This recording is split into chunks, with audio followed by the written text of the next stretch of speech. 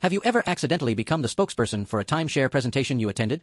I went to a timeshare presentation in Orlando purely for the free Disney tickets they promised. The plan was simple. Sit through 90 minutes of sales tactics, say no repeatedly, collect tickets, leave. What actually happened was I became their top closer without selling a single timeshare.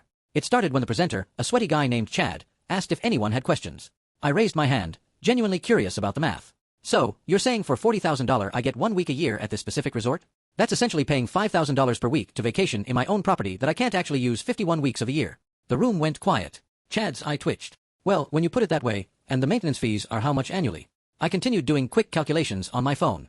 So, after 10 years, I've actually paid $80,000 for 10 weeks of vacation. That's $8,000 per week. I could stay at the Four Seasons for less. An older couple in the front row started whispering and taking notes. Chad tried redirecting, talking about investment value and legacy properties.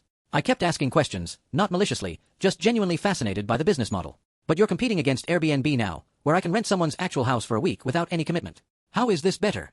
More people started taking notes. A woman asked me, not chat, what I thought about the point system.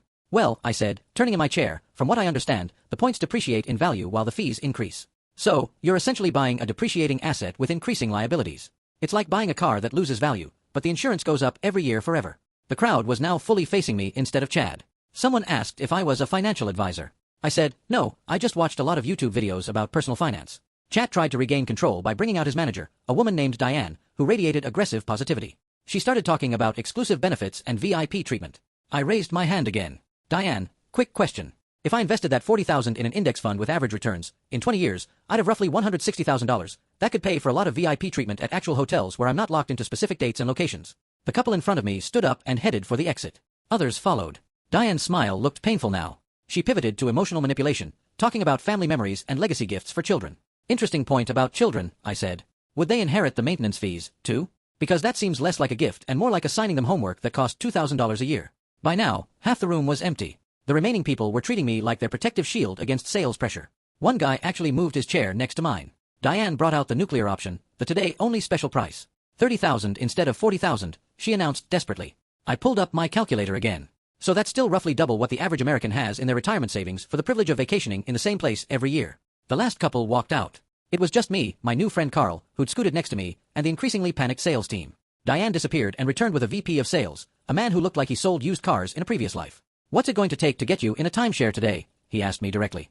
A time machine to go back and invest in Bitcoin instead, I replied. Carl laughed so hard he nearly fell off his chair. The VP gave up.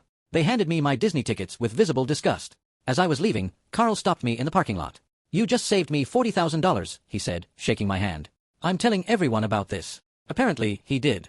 The next month, I got a call from a friend asking if I could attend a presentation with them because they'd heard about that guy who destroyed the timeshare people with math. I started a blog about it as a joke. It went viral. People began inviting me to attend presentations with them as their technical advisor. I'd sit there, ask my questions, and watch the salespeople slowly realize they weren't closing any deals that day. The timeshare companies eventually caught on. My name and photo are apparently on some kind of industry blacklist now. I tried attending one in Vegas last year just for fun and security escorted me out before the presentation even started. The guard whispered, corporate sent your photo to all locations. You're the math guy, right? I still have those Disney tickets framed in my office. They cost that company probably 20 sales. Best $100 tickets they ever gave away. Carl sends me Christmas cards every year with photos from his vacations to different places, always with a note. Thanks for saving my retirement, math guy.